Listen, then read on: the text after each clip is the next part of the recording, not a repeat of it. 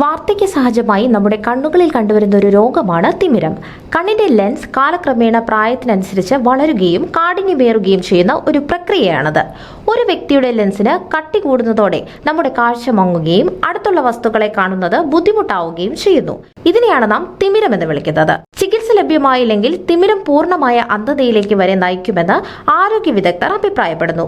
എന്നാൽ തിമിരത്തിന് ഇന്ന് ഫലപ്രദമായ ചികിത്സയും ശസ്ത്രക്രിയകളും നിലവിലുണ്ട്.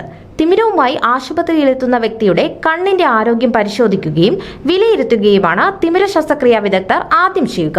തിമിര ശസ്ത്രക്രിയയിലൂടെ പുതിയ ലെൻസ് സ്ഥാപിക്കുന്ന വ്യക്തിയുടെ സ്വാഭാവിക ലെൻസിന്റെ പവറും ഇൻട്രാ ഓക്കുലർ ലെൻസിന്റെ പവറും ഒരേ രീതിയിലായിരിക്കണം. അതിനായി ഡോക്ടർമാർ ആദ്യം പലതരത്തിലുള്ള ടെസ്റ്റുകൾ നടത്തും.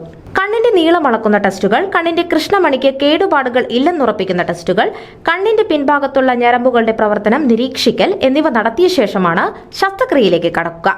തിമിരം മൂർച്ഛിക്കുകയും ശസ്ത്രക്രിയ വൈകുന്നത് രോഗിയുടെ കണ്ണുകളെയോ ജീവിത നിലവാരത്തെയോ ബാധിക്കുമെന്ന് പരിശോധനകളിൽ തെളിഞ്ഞാൽ മാത്രമേ നേത്രരോഗ വിദഗ്ധർ ശസ്ത്രക്രിയ നിർദ്ദേശിക്കൂ. തിമിര ശസ്ത്രക്രിയയിൽ ഒരു വ്യക്തിയുടെ തിമിരം ബാധിച്ച നേർത്ത മങ്ങലുള്ള കൃഷ്ണമണി ചില മരുന്നുകളുടെ സഹായത്തോടെ പുറത്തെടുത്ത ശേഷം ക്ലിയർ ആയ ലെൻസ് അതേ സ്ഥാനത്ത് വെക്കുന്നു. മൈക്രോ കാറ്ററാക്ട് സർജറി എന്നാണ് തിമിര ശസ്ത്രക്രിയ അറിയപ്പെടുന്നത്. ഈ ശസ്ത്രക്രിയ കഴിഞ്ഞ ആളുകൾക്ക് തൊട്ടടുത്ത ദിവസം മുതൽ ദൈനംദിന പ്രവൃത്തികളിൽ ഏർപ്പെടുന്നതിൽ യാതൊരു ബുദ്ധിമുട്ടും ഉണ്ടാവുകയില്ല.